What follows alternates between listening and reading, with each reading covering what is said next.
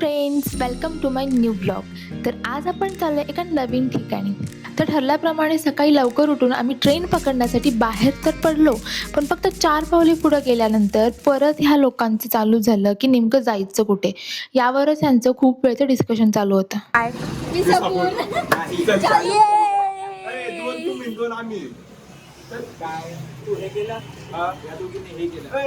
हे केलंय मी आणि वहिनी पण हे केलंय. आता ठरलंय आम्ही बास्टर काय एका माणसाला इकडे अरे यार मी सांगतो कॅमेरावर. ठीक आहे.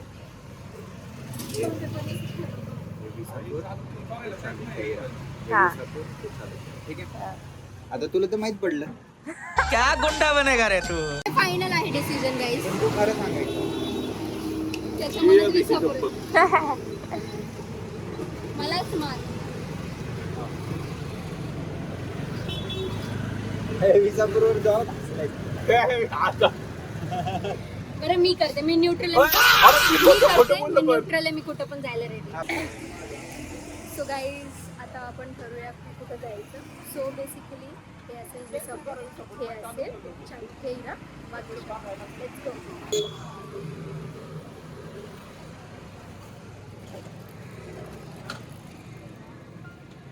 चालुक्य. आता आता अजिबात नाही आता चल आणि फायनली एवढा गोंधळ घालून आमचं ठरलं की चालुक्य इरा वागेश्वर टेम्पलला जायचं. तर मग काय परत घरी गेलो, गाड्या घेतल्या आणि मग आम्ही निघालो चालुक्य इराला. ऊन तर खूप खतरनाक होतं, पण आपल्याला सवयच आहे हिंडायची, त्यामुळे आम्ही गाड्या कानकीन पळवल्या आणि फायनली आम्ही त्या स्पॉटला पोहोचलो. ॲक्च्युली काही दिवसांपूर्वीच भरपूर पाऊस पडल्यामुळे मंदिराकडे जाण्याच्या दिशेवर खूप पाणी साठलं होतं, त्यामुळे आम्ही तिथून जाऊ शकत नव्हतो. पण आम्हाला तिथल्या एका गावकऱ्यांनी सांगितलं होतं की एक दुसरं ऑप्शनसुद्धा आहे.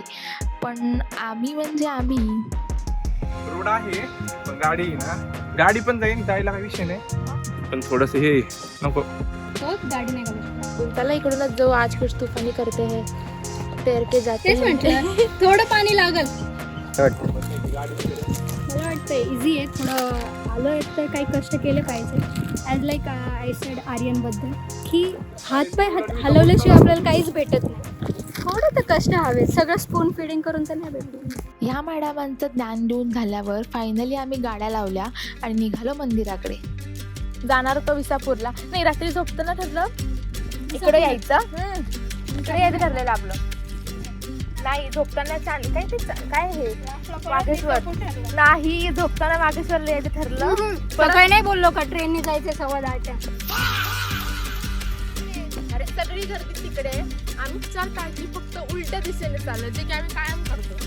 आता जग जिकडे तिकडे आम्ही जातच नाही. पहिलं देखो काय विषय काय हा गर्दी बघा ती पुण्य बघा त्या. तुम्ही कॅम्पिंग करणार आहे इकडे?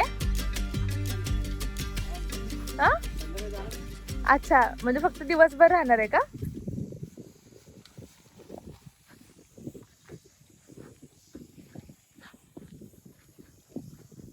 आता ह्या पाण्यातून तिकडे जायचं कसं? हे खरंच यार, हे म्हणजे कुठं न्यायच्या लायकीचीच नाही आहे ती पोरं. चला कसं जायचं, चला. बापरे, ते मंदिर तिकडे आहे, पण जाण्याचा हा आमचा मार्ग बघा. सगळे अख्खे लोक पूर्ण त्या साईडून, पूर्ण तिकडून असं रस्त्याने त्या साईडून असे तिथंपर्यंत पोहोचलेत. पण आम्ही, आमच्या अंगात किडे. सगळ्यांचे डोळे आपल्याकडे आहेत की हे कशी पार करतात बघायचं आहे आम्हाला. ए दमली का? काय वाटायचं त्यात? अजून गड चढायचंय. अरे पण अजून गड चढायचंय. चल,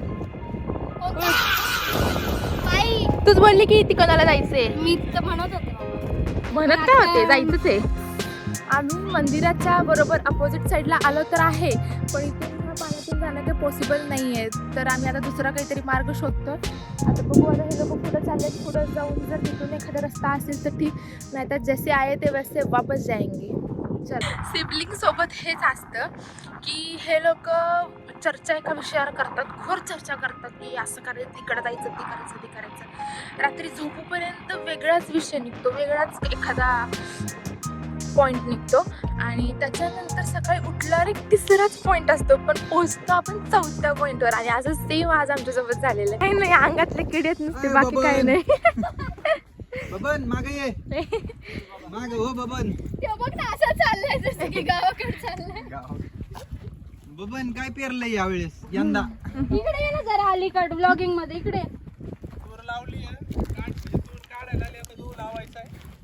लेका वाढलंय. तांदूळचं चाललं होतं यावेळेस, पण बाया काय भेटा ना तांदूळ लावायला. बाया जयाची टोळी बोलव की. पैसे घेतात ते. म्हणजे त्यांना पुढं होडकत बसायचं. ह्याच त्या टोकाच्या आम्ही एवढी आतुरतेनं वाट बघत आहोत. परत एकदा तेच काय म्हणते, बोलायचं? आजचं काय होतं? काय बोलायचं? हाच तो टोक आहे. हाच टोक ही जे टोकाची मी बोट बघितली. अथक प्रयत्नानंतर कथक करत आम्ही पोहोचलेलो आहोत. भाऊ, फक्त तलावाच्या ह्या दिशेने. आता आम्ही इथून अजून चलत जाणार आहोत खूप लांब. परत आम्हाला परत असं जायचंय. ते तुम्ही पाण्यात ढकलून मारून ते दोघी पाण्यात कॅमेरामॅननी मला तसं सांगितलंच होतं की ओव्हर ॲक्टिंग नाही केली तर पैसे कट करणार. त्यातूनही माझं डोकं कुठेतरी भरतीकडेच चालत होतं. फायनली आम्ही कसं आहे, पोहोचलो. ते मंदिर इथपर्यंत, पण ते पाण्याने डिग्रेड आपण बोलू शकतो, ते होत राहिलं आणि त्याच्यामुळेच आज मंदिर एवढंच राहिलंय. रुद्र शिव पुरंदरा भद्र नट युगंधरा नमन्न मन्न गौरीनाथ शर्व अज केदारनाथ त्र्यंबके भोलेनाथ नमन तुझे केदारनाथ शून्य से भी सूक्ष्म है आकाश से अनंत है तू मर्म पूरी सृष्टि का तू आदि है तू अंत है त्र्यंबके भोलेनाथ नमन तुझे केदारनाथ सौ जगत में है विकट तू एक अखंड तथ्य है कि झूठ काम लोभ जग तू एकमात्र सत्य है ओ रुद्र शिव पुरंदरा भद्र नट युगंधरा नमन्न मन्न गौरीनाथ शर्व अज केदारनाथ. आणि असा होता आमचा हा आजचा दिवस. खूप मस्ती केली, खूप मजा केली, खूप भारी वाटलं. आपल्याला प्रत्येकाला आपल्या रोजच्या रुटीनमधून एखादा ब्रेक हवा असतो, तर तुम्हीही असं काहीतरी ट्राय करा एक दिवस, तुम्हाला खूप भारी वाटेल.